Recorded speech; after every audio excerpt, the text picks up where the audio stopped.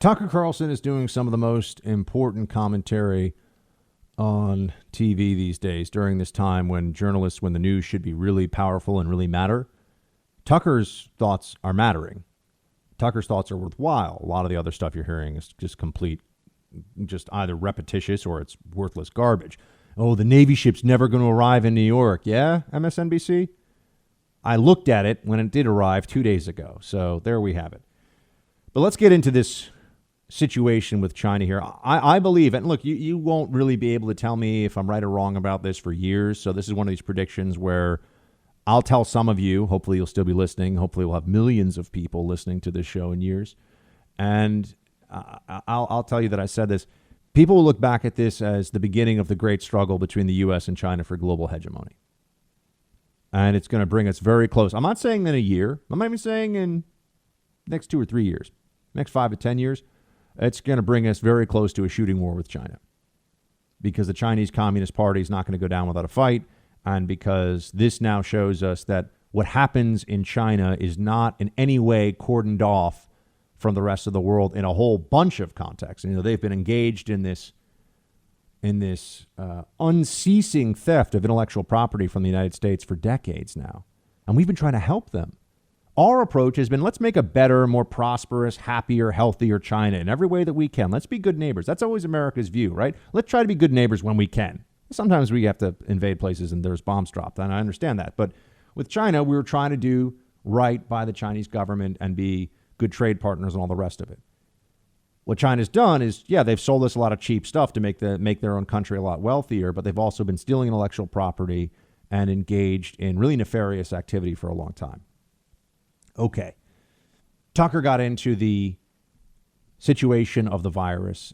There are two. Now this is you know where I've been on this. I keep saying I can't prove it, but let's look at the facts as we know them. There are two institutes of virology or infectious disease study that are a stone's throw away from this wet market in Wuhan. Okay. So you have these two facilities. The disease, this is according to Chinese research, okay? The disease that we now are dealing with and that has shut down the economy, it's a reason that a lot of us are just looking around like, how are we in this global nightmare? People keep saying, I'm going to go somewhere. Okay, you better get way off the grid because this is everywhere. It's in every country. It's in every state. And, you never know when someone's coughing if it's an allergy or if it's this. But the bat, the specific species of bat that it is believed to have been the initial animal reservoir for this virus. And then you have zoonotic transmission. It comes from the animal to people. But the specific virus here is in a kind of bat, the intermediate. Gosh, I can't remember what it is. Intermediate something bat. Mark, do you remember what kind of bat? There's actually hundreds of types of bats. I think there might even be more than that, but there's a lot of bat species. Horseshoe bat. There we go. Intermediate horseshoe bat, which is the scariest looking little thing you could ever find. I mean, that little, you wouldn't want to see that thing hanging upside down in your closet late at night trying to go in there and grab a sleeping cap, right? That would not be good. But this intermediate horseshoe bat that's supposed to be the animal reservoir for this virus, they didn't have any of them. They didn't sell them. That wasn't a species that they would have had within hours. There's no colony of them within hours of, a natural colony of them within hours of the market itself. I think they said last night 900 kilometers. That's a pretty. Now, granted, they bring in animals, they bring in tigers, and they bring in things from all over the world. But you're bringing in a bat that's not a native species to the area. There are a lot of bats that are. So you got to, unless somebody thinks that like the intermediate horseshoe bat just tastes so much better in the soup. And that might be possible. I've never had bat soup. I don't know.